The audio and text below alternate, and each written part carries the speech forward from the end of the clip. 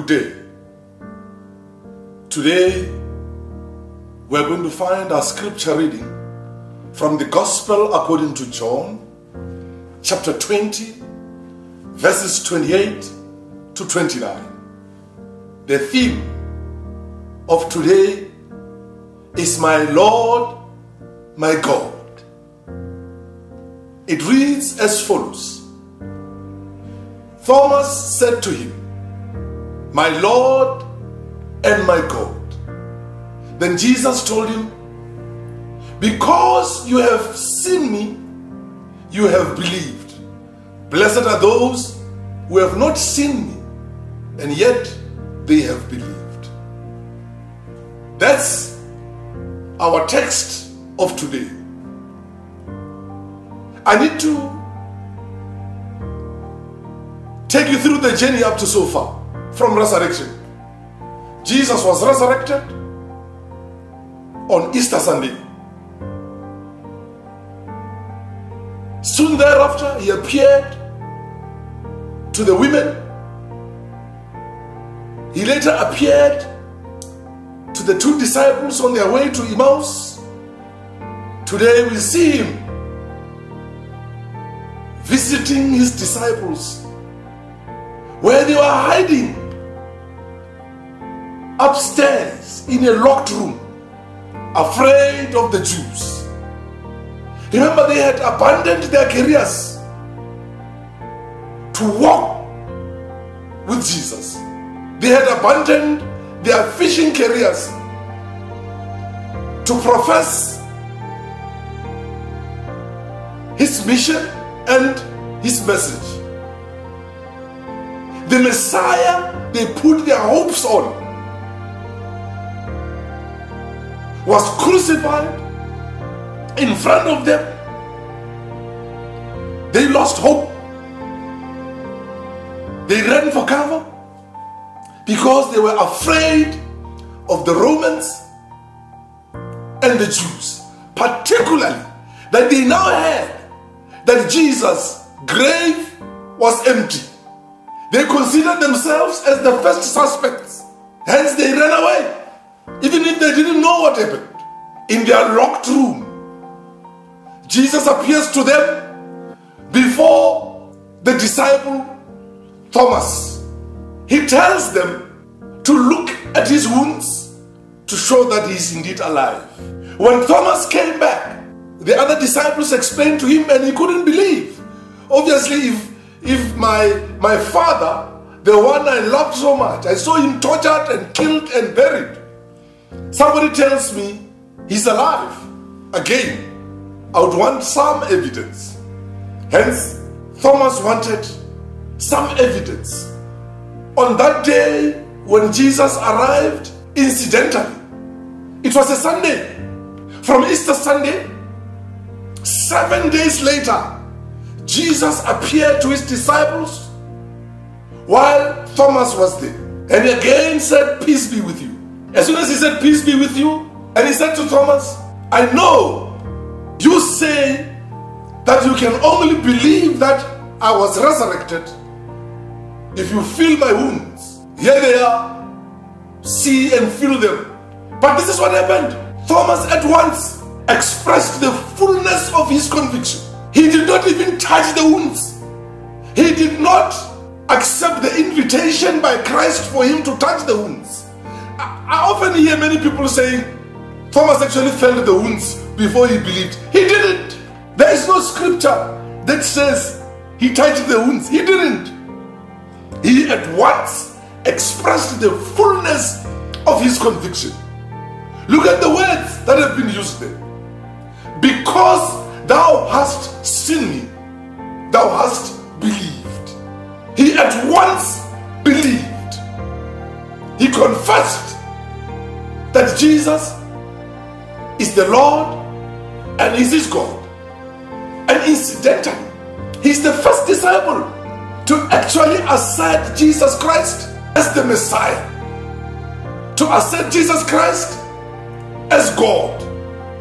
So the apostle was confessing that his Lord Jesus was also God. That was very fundamental.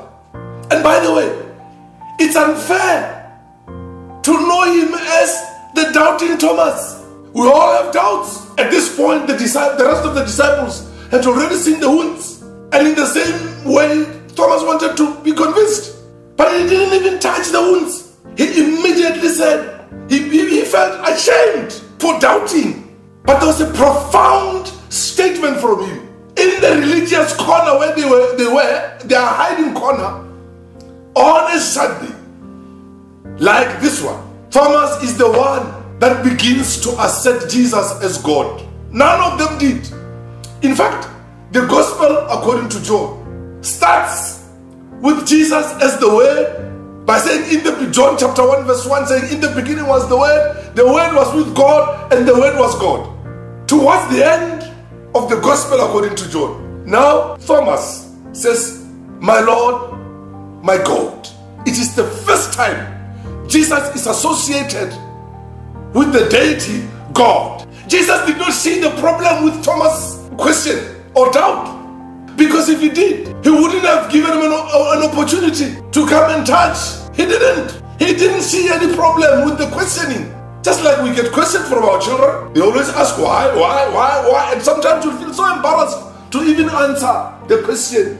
Romans chapter 15 verses 1 to 2 expressly says that we must bear with the weak. And Jesus was simply bearing with the weak. Thomas got embarrassed for the lack of belief and shouted, my Lord, my God. Instead of being astonished, he feared the Lord. On the contrary, he was astonished at Jesus' condescension and grace, and was ashamed of his own demonstration of unbelief. He accepts Jesus as the omniscience, and now he owns Jesus as his Lord and his God. His ways, my Lord and my God, had the power that even permeated his heart. He was speaking from within. When something permeates your heart, you can feel it. It's here. It's like when you say to someone, I love you, and the words come from the lips. Someone can see this I love you comes from the lips. When I love you comes from the bottom of your heart, not even from the top. You take time to even say I love you. It comes hard. You live in sweat before you say I love you, because it comes from the bottom of your heart. It permeates your heart. Thomas' subjection to Jesus, his affection for Jesus, his faith in Jesus, truly demonstrated that he was the only disciple who recognized quicker that Jesus was God. If you read John chapter 11 verse 16, it actually tells us to also go with Jesus and die with him. And that, in John chapter 11 verse 16, that is when Jesus was invited to come and heal Lazarus. And when other disciples were saying to him, remember the last time you went to Bethany, you remember the conflict that was there. The last time you went to Jerusalem, you remember what happened to there. The Jews are going to attack you. But it was Thomas at that moment who said, let us go with Jesus. If he dies, we die with him. He's not a doubting Thomas. It's unfair. This statement, my Lord, my God, it's a confessionary invocation of Christ. He confesses and invokes Christ. By so saying, my Lord and my God, he was giving the fullest expression of the profound emotion to his faith in Christ. He was basically saying, I will no longer be alive, but you will live in me. If you read John chapter 20 verse 29, it also is the full expression of the messianic faith. To be honest, that verse 29 is reminding us of John chapter 1 verse 1. It's reminding us of the prophecies that were made in the past, that there will be a Messiah who will die and will rise again. And Thomas immediately repudiated his own silly thoughts of touching the wounds. He was overwhelmed by this divinity around Jesus Christ. If you remember when Jesus Christ was in the Garden of Gethsemane, when he was saying, let this cup pass, it was the flesh that was up front. But the angel hovered above him, and soon thereafter, he came back to his senses. Today, Thomas is coming back to his senses. His faith now rebounds, and it utters itself as confession. A confession that becomes Christendom. It's going to be the foundation of Christianity. This is the culmination point of John's Gospel. In fact, if I was writing a book, I would say at this point, in the Gospel according to John, in fact, in the entire Bible, this would be the culmination point of Jesus' message. If you read John chapter 5, verses 18 to 19, Jesus was rebuking the Jews for saying he claims to be God. He saw that as blasphemous. But look, today, he's not saying the same thing. He's not rebuking Thomas. Because he's not saying, hey Thomas, why are you calling me God? Instead, he's acknowledging, he's basically saying, I receive. Thomas, I receive. You are correct. I am your God. I am your Lord. Lord means somebody who owns. You are my owner, who is in control. Very many of us can actually right now say, my Lord and my God. And once you say my Lord and my God, you've sealed off all your worries. All your sins will be overpowered by this statement. By saying my Lord and my God, you can extricate yourself out of the doldrum of your mysteries. You've got a lot of miseries in your life. Just by saying, my Lord, my God, I bow before you. You are my Redeemer. I know my Redeemer lives. And say, Jesus is my Lord and my Savior. You will be extricated out of the doldrum of your miseries, out of your sin.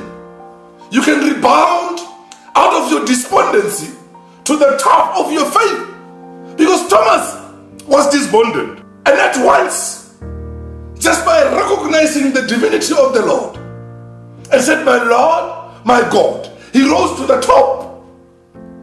In fact, the Bible says, the first shall be last. Now Thomas was like the last, but he's now the first to acknowledge the divinity of the Lord. He's the first one to make a connection between Jesus Christ and God.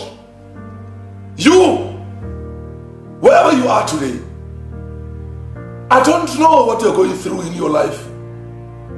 All you need today to say is, my Lord, my God. Have faith that he can preside over all your troubles and all your problems.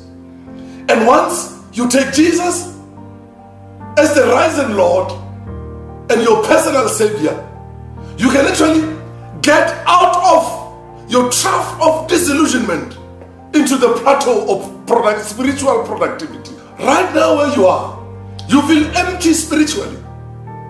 You can actually rise to the top of your spiritual plateau. I must say that Jesus is the supreme God and our Savior. We learn a lot from this Thomas, that Jesus is the supreme God and our Savior.